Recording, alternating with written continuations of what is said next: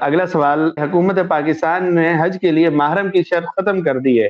کیا عورت محرم کے بغیر حج کر سکتی ہے اپنے شوہر کی اجازت کے ساتھ؟ جیسے کہا جاتا ہے کہ حکم حاکم رافع للخلاف ہوتا ہے، تو امام شافعی رحمۃ اللہ علیہ کے نزدیک بااعتماد عورتوں کے قافلے میں عورت حج کے لیے جا سکتی ہے۔ اب پاکستانی حکومت نے بھی اس کی اجازت دے دی، تو کیا یہ پاکستانی حکومت کا جو فیصلہ ہوگا یہ حکم حاکم رافع للخلاف بنے گا اور عورتوں کے لیے محرم کے بغیر جانا اب درست ہوگا؟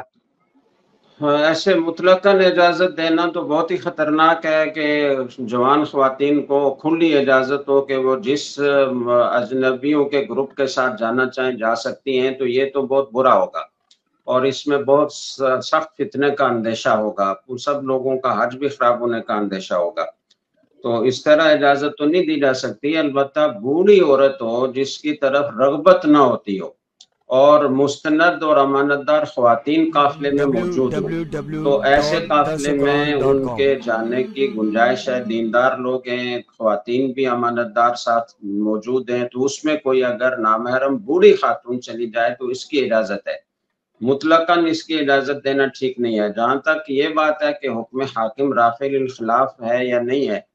تو یہ ایک تفصیلی موضوع ہے، لیکن حاصل اس کا یہ ہے کہ حکم حاکم جو رافع للخلاف ہوتا ہے وہ اس صورت میں ہوتا ہے کہ جب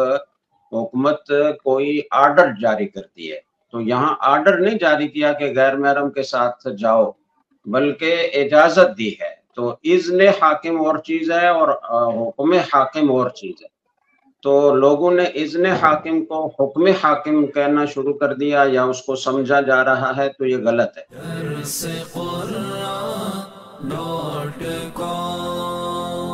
www.darsequran.com